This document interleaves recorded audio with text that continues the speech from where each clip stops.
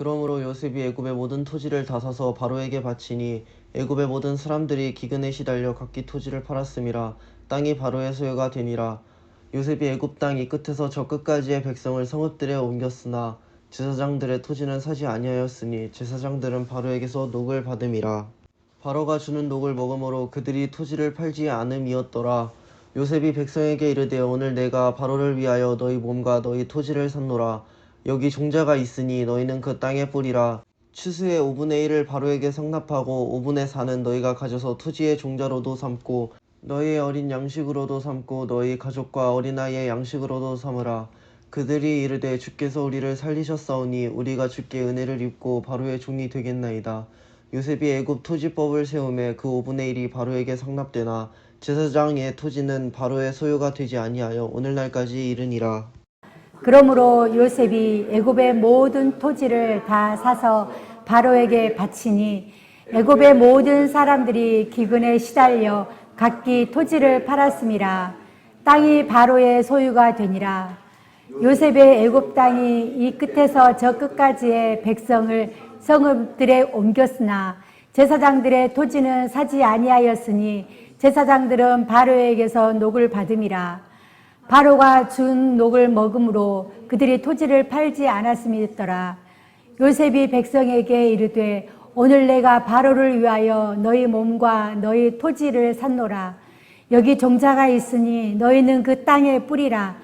추수의 5분의 1을 바로에게 상납하고 5분의 4는 너희가 가져서 토지의 종자로 삼고 너희의 양식으로도 삼고 너희 가족과 어린 아이의 양식으로도 삼으라.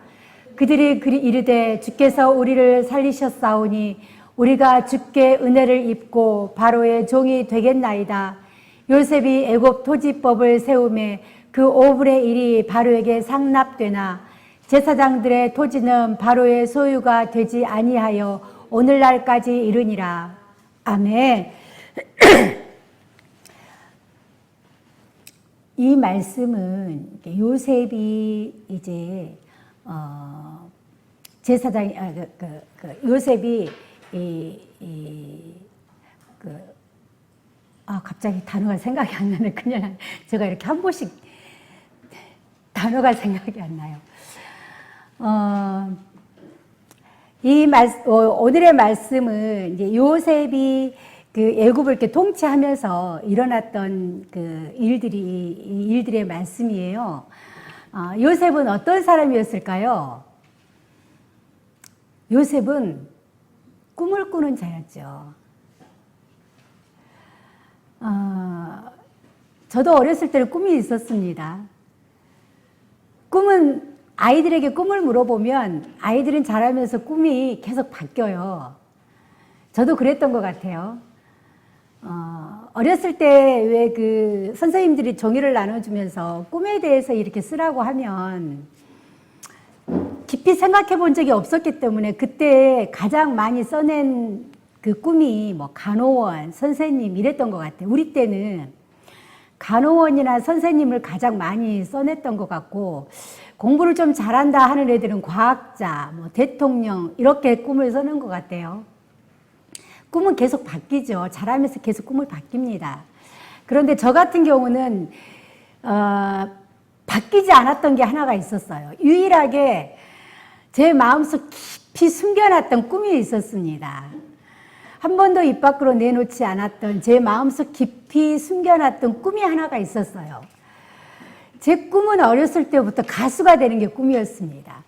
지금은 가수들이 큰 대우를 받고 있지만 제가 어렸을 때는 가수들은 그렇게까지 대우를 받지를 못했어요. 그랬기 때문에 가수가 되고 싶다라는 말을 입 밖으로 저는 한 번도 내놓은 적이 없었습니다. 그래서 그냥 선생님들이 종이를 주고 꿈을 쓰라고 하면 그냥 선생님, 간호원 이렇게 썼던 것 같아요. 꿈을 가지고 있는 사람들은 이룰 꿈이 있겠지만 꿈이 없는 사람들은 이룰 꿈이 없겠죠. 근데 요셉은 꿈을 꾸는 자였습니다. 자, 그런데 요셉은 자면서 하나님이 주신 그 꿈이 요셉의 꿈이었어요. 꿈을 통해서 준 꿈이 요셉의 꿈이었다라는 것을 우리는 말씀을 통해 알 수 있습니다. 왜냐하면 요셉이 꿈을 통해서 하나님께서 내게 주신 게 그냥 꿈이지라고 생각을 했다면, 요셉의 인생을 우리가 살펴보면 그 꿈을 통해서 내게 주신 하나님의 꿈과 비전을 붙잡지 못했다면 그 요셉이 겪었던 많은 일들 가운데에서 하나님의 사람으로 요셉이 과연 세워질 수 있었을까? 요셉은 하나님이 주신 그 꿈을 자신의 꿈으로 붙잡고 있었다라는 것을 알 수가 있습니다. 그래서 많은 어려움 가운데서도 요셉은 하나님의 사람으로 세워질 수 있었던 거겠죠. 자, 저희는 성경을 보면서 이스라엘 백성들이 왜 오랜 시간 동안 애굽의 노예로 살았을까? 어떠한 이유로 오랜 시간 동안 이스라엘 백성들이 노예로 살았을까라는 것을 한번 먼저 살펴볼 필요가 있을 것입니다. 자, 그 모습을 먼저 보면 창세기의 모습을 먼저 창세기에서 볼 수 있습니다. 창세기 15장 6절을 한번 보도록 하겠습니다. 자, 오늘은 저희가 직접 성경을 한번 찾아볼 거예요. 오늘은 성경을 한번 직접 찾아보도록 하겠습니다. 창세기 15장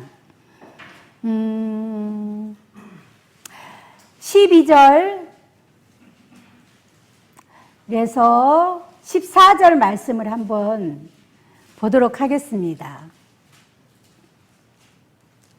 창세기 15장 12절에서 14절 말씀.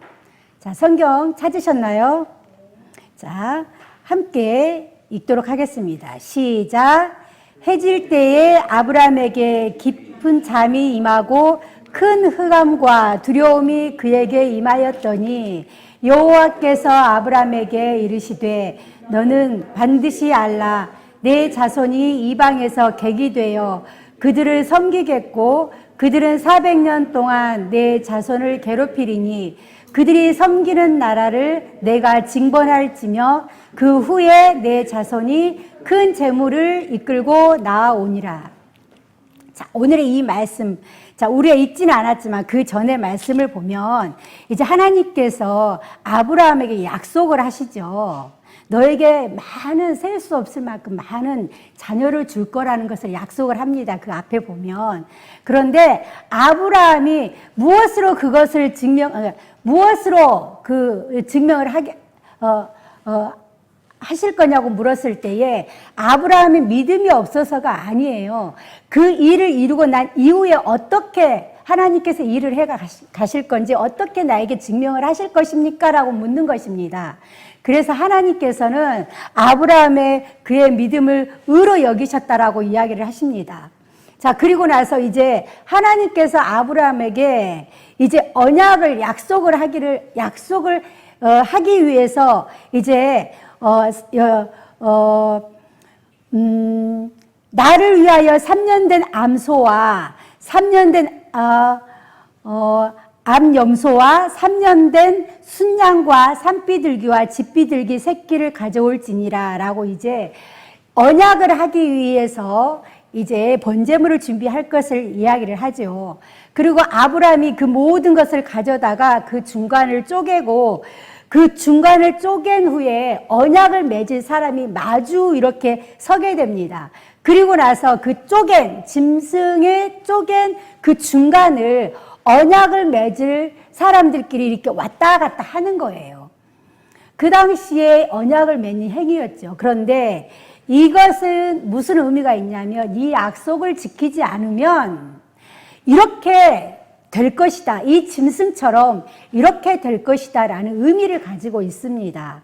자, 그런데 이제 솔개들이 그 나체 위에 내릴 때에 아브라함이 쫓아타라 이렇게 11절에 말을 하고 있죠. 자, 이제 아직 행위가 일어나기 전입니다. 그리고 나서 그 시체 위에 솔개들이 자꾸 앉으니까 아브라함이 자꾸 그거 솔개들을 쫓는데 해가 질 때에 아브라함이 깊이 잠이 들어버려요. 흑암과 두려움이 그에게 임하기 시작을 합니다. 아브라함에게. 자, 그러면서 아브라함이 잠이 들어버리죠. 그 이후에 13절의 말씀에 보면 이제 하나님께서 아브라함의 이야기를 하는 것입니다. 아브라함이 흑암과 두려움에 쌓이게 되고 그가 깨어있지 못하고 잠이 들었을 때에 그 영혼이 잠이 들었을 때에 하나님께서 그에게 임해요. 그리고 하나님께서 말씀을 하십니다. 너는 반드시 알아라. 내 자손이 이방에서 객이 될 것이고 그들을 섬기게 되는 일이 일어날 것이다. 그로 인해서 400년 동안 너의 자손들은 그로 인해서 괴롭힘을 당할 것이다 라고 이야기를 합니다. 그리고 나서 그 횃불, 그 쪼개진 횃불 사이에 아브라함이 함께 지나가는 것이 아니라 그 쪼개진 그 나체 사이에 아브라함이 함께 지나가는 것이 아니라 그 쪼개진 고기와 고기 사이에 횃불만 지나갑니다. 여호와 하나님만 지나가는 거예요. 그러니 이 언약은 쌍방의 언약이 아니라 하나님의 언약인 것이죠. 분명히 하나님과 아브라함의 언약을 언약을 함께 지나가야 되는데 그 쪼개진 고기 사이로는 아브라함은 지나가지 않고 횃불 여호와 하나님만 그 쪼개진 고기와 고기 사이를 지나가면서 그 언약을 내가 반드시 지킬 것이다. 너가 이제 400년 동안 종살이를 하게 될 것이다. 너희 민족들은 내가 반드시 그러나 내가 거기에 머무르지 않고 너희 이 후손들이 자녀들이 그 안에서 큰 재물을 가지고 이끌고 나올 것이다라는 언약을 이제 하나님께서는 하시고 그곳을 지나가십니다. 자, 그리고 나서 이렇게 하나님의 그 언약이 이제 세워집니다. 아브라함에게 말씀을 통해서 세워집니다. 그러나 우리는 그걸 아셔야 돼요. 하나님의 언약은 징벌이 아니에요. 하나님의 그런 이스라엘 백성들에게 400년 동안 종살이를 시키겠다라는 것은 너희들을 징벌하기 위한 것이 아니라 그 안에는 하나님의 사랑이 숨겨져 있다라는 사실을 아셔야 합니다. 그리고 하나님께서는 그 사랑의 징표로 피할 곳을 앞으로 더 많은 축복을 주실 것을 약속을 하시는 것입니다. 우리가 이 세상에 살아가는 동안에 믿음의 사람들이 참 겪는 일이 오히려 세상 사람들보다 믿음의 사람들이 겪어야 될 일이 사실은 더 많습니다. 왜냐하면 우리는 하나님의 법을 알기 때문이죠. 율법을 너희에게 주신 것은 너희가 이것이 죄인지 아닌지 알게 하기 위해서 우리에게 율법을 주시는 것이죠.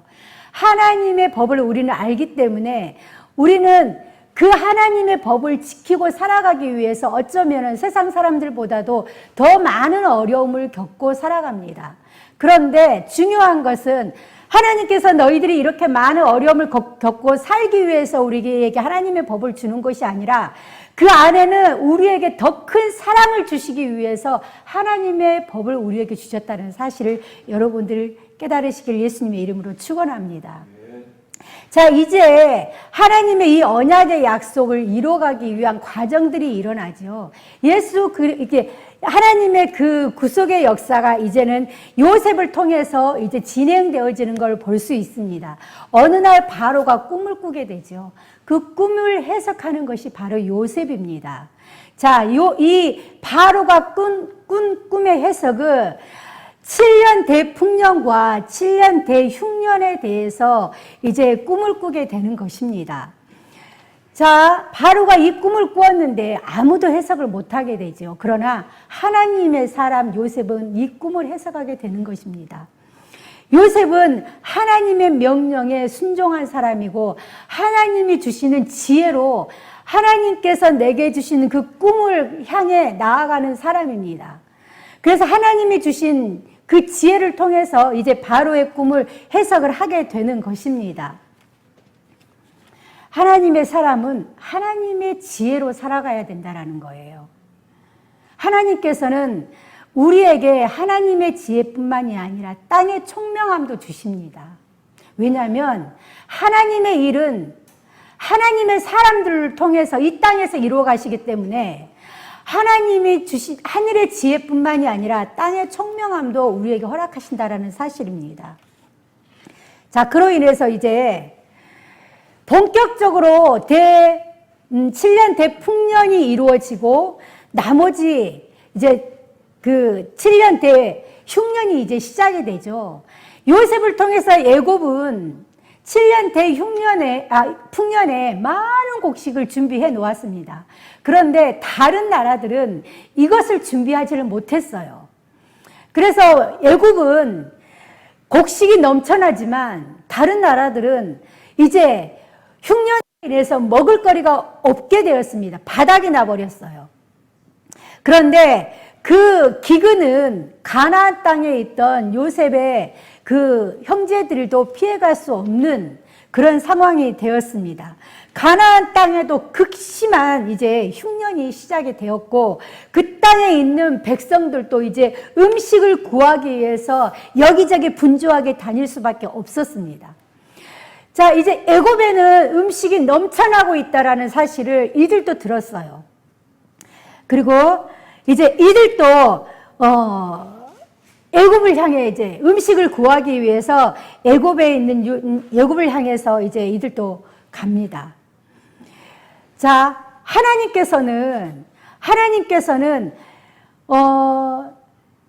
그들이 흉년 가운데 일어날 것을 미리 아셨기 때문에 하나님의 구속사의 역사를 이제 진행하시기 위해서 요셉을 먼저 애굽 땅에 보내셨죠. 요셉이 살아오는 그 과정은 우리가 모두 알다시피 결코 평탄한 과정이 아니었습니다. 왜 믿음의 사람이 저렇게 고난을 겪고 왜 믿음의 사람이 하는 것마다 저런 어려움을 겪을까라고 생각을 할 수 있지만 하나님께서는 이 7년의 이 흉년 이때를 위해서 요셉을 먼저 하나님 앞에 요셉을 먼저 애굽 땅에 보낸 것입니다. 자, 우리는 그것을 알 수 있는데요. 창세기 45장 5절을 한번 찾아보겠습니다. 창세기 45장 5절 말씀.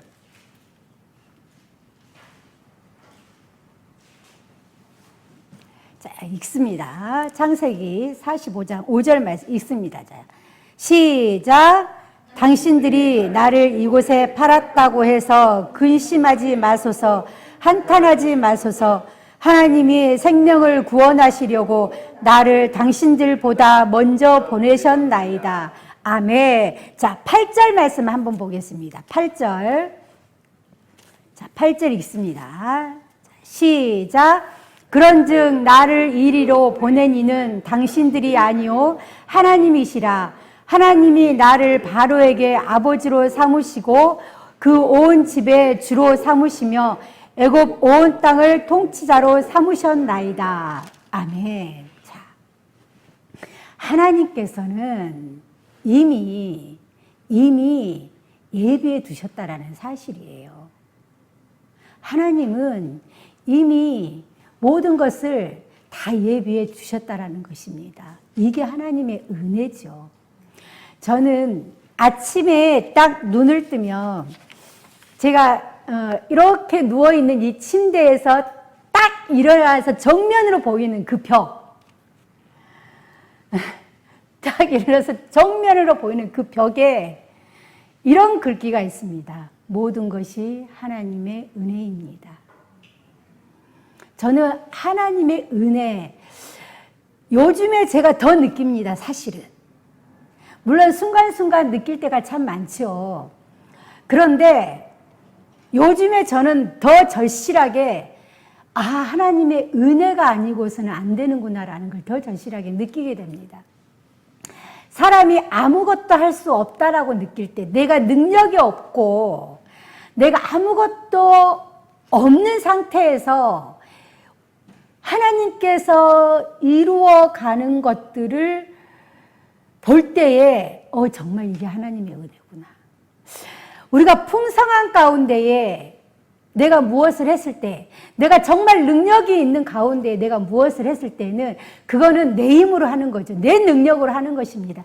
내 지혜로 하는 거예요. 내 물질로 하는 겁니다. 그런데 아무것도 없을 때, 물질도 없고 능력도 없고 아무것도 없을 때 하나님이 이루어가는 것을 보고 있을 때, 이게 정말 하나님의 은혜이구나. 그런데 꿈을 꾸지 않는 자에게는 그 하나님의 은혜를 이룰 수 있는 그 기회조차도 없다라는 거예요.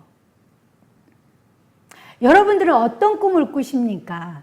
제가 아까도 이렇게 탁 운전하고 오면서 저는 이제 앞에 있는, 지금 당장에 내 눈앞에 닥쳐 있는 그 공연의 문제를 통해서도 하나님이 정말 이렇게 이루어 가시는구나. 이렇게 붙여주시는구나. 이게 기적이구나. 이게 은혜이구나. 라는 것을 깨달으면서, 그러면 내가 앞으로 내가 또한 꿈을 꾸어야 되는 게 어떤 것인가를 운전하고 오면서 다시 한번 생각을 해봤습니다. 사도 바울은 어떤 꿈을 꾸고 갔길래 목숨조차도 아끼지 않았을까? 사도 바울은 어떤 꿈을 꾸었을까? 목숨조차도 아끼지 않을 만큼 내어놓고 갈 만한 그 꿈이 어떤 꿈일까? 물론 사도 바울의 꿈은, 우리는 모든 사도 바울의 어떤 그런 행적들을 성경을 통해서 보았을 때 알 수가 있습니다.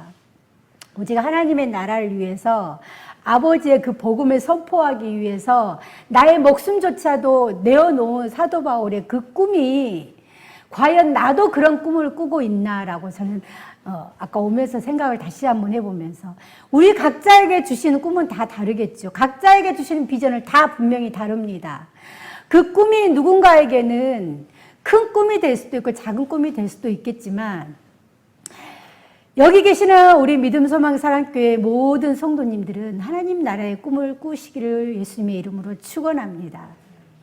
때로는 그 꿈을 이뤄가기 위해서는 절망적일 때도 있고 때로는 어려움을 당할 때도 있습니다. 우리가 성경을 통해서 보면 하나님의 일을 이루어가는 모든 하나님의 제자들 뿐만이 아니라 하나님의 일을 이루어가는 모든 성경에 나와 있는 인물들이 그 하나님의 나라를 이루기 위해서 평탄한 길을 갔더라라고 기록되어져 있는 말씀은 어디에도 없습니다.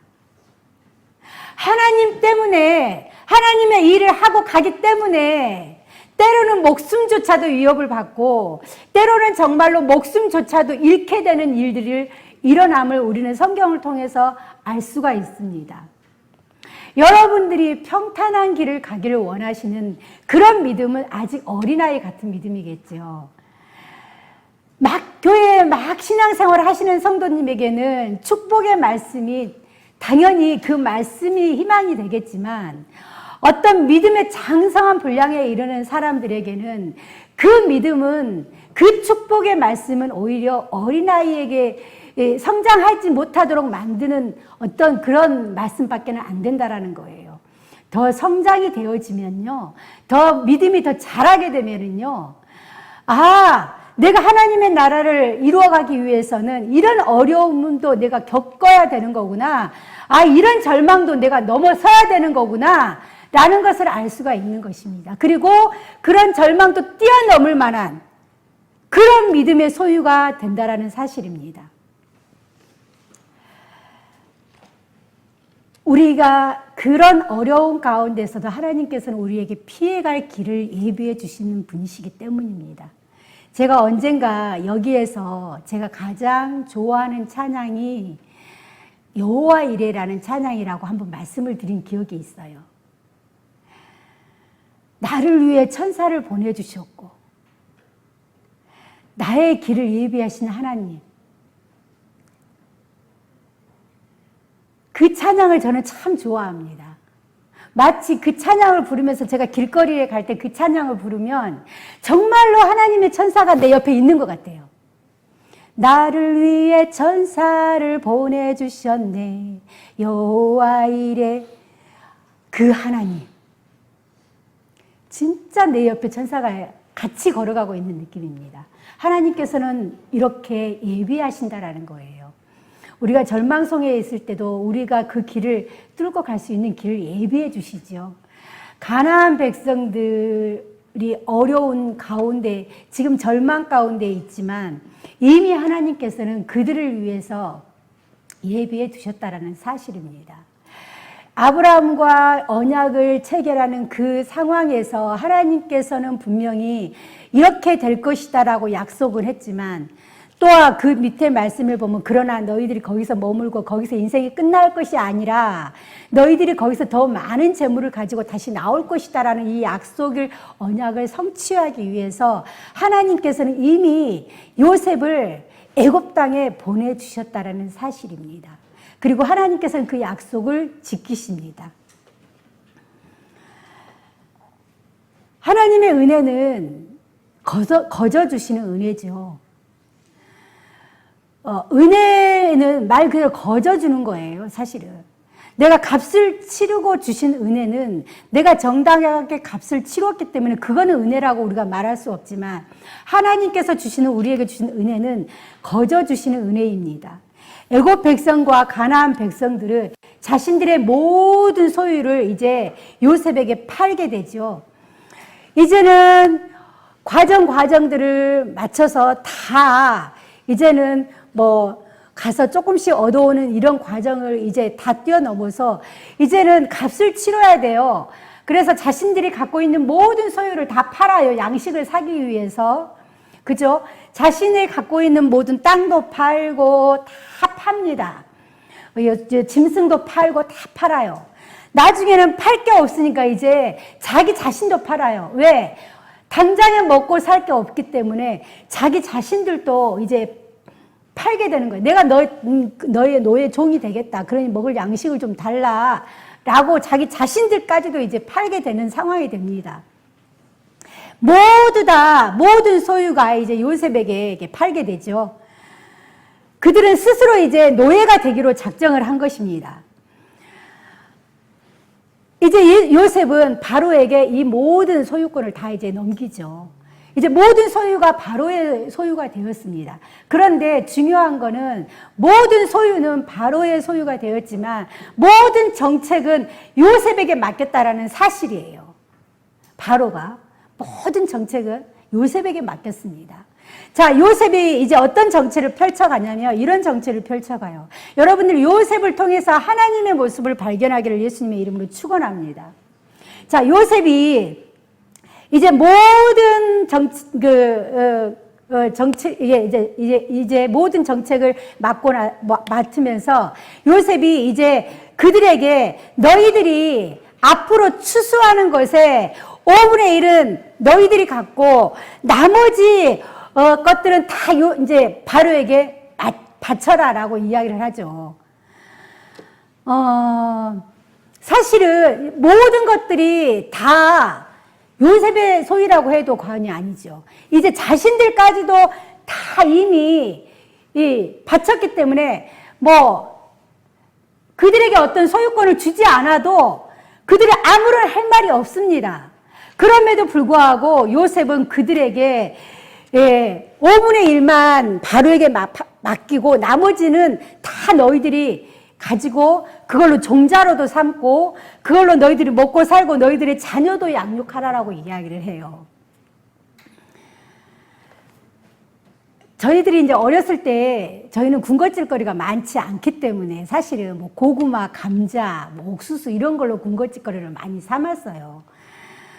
그런데 이제 옥수수라든가 이런 것들이 제 기억에 저희 집은 그렇게 또 많지를 않았던 걸로 기억을 해요.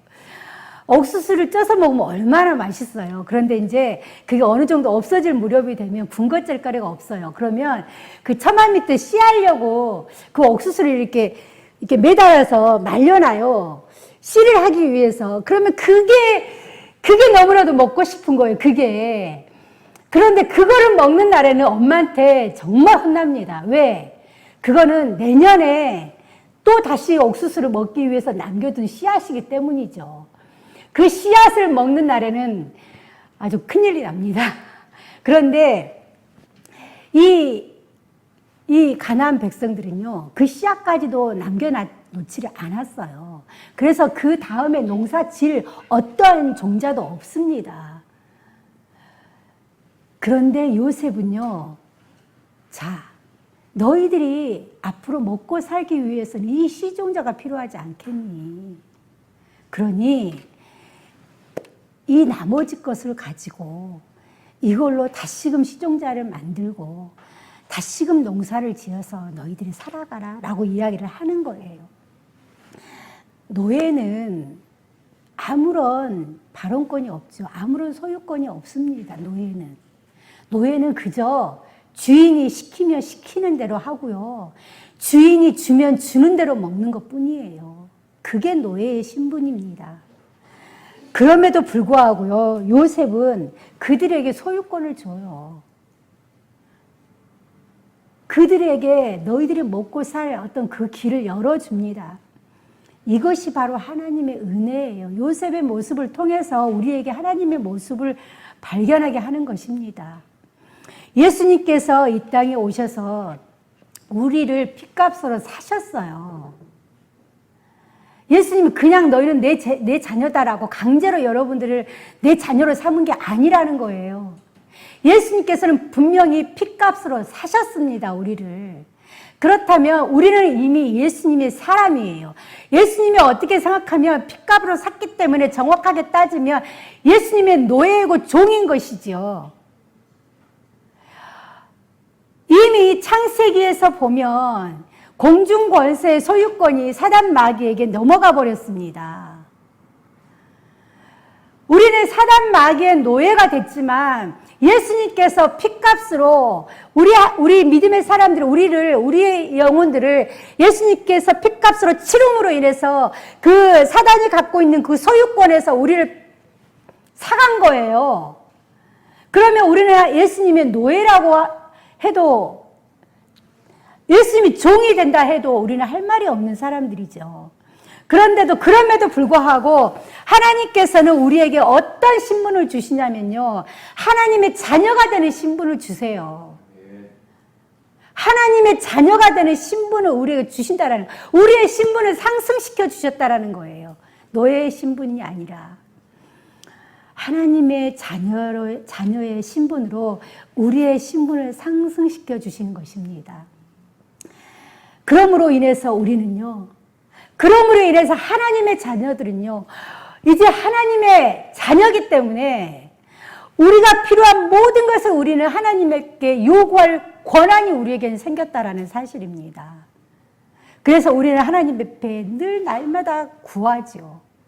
당당하게 아버지 이것 주세요라고 하나님 앞에 구할 그 특권이 우리에게는 생겼다라는 사실입니다.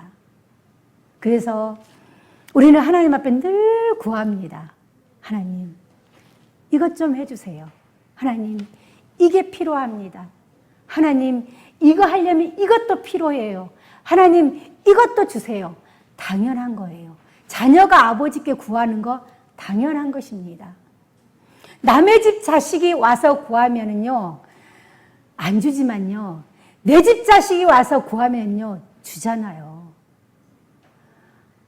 뭐라고 야단을 칠지언정 정말 필요하다고 생각하면 부모가요, 줍니다. 우리 아버지도 그렇다라는 거예요. 우리 하나님 아버지도요, 때로는 우리가 때를 쓰고 보채고 하면 지금 당장에는 안 돼! 지금 당장에는 이걸 줄 수 없어! 하고 야단을 칠 수도 있겠지만 하나님의 때가 되고 하나님의 시간이 되고 하나님께서 이게 지금 너에게 필요하겠구나라고 생각이 들 그 시점에서 우리에게 하나님께서는 허락하신다라는 사실입니다. 이 모든 은혜는 예수 그리스도의 구속 안에 들어있기 때문이죠. 이 모든 은혜는 하나님께서 우리에게 거저주시는 은혜입니다.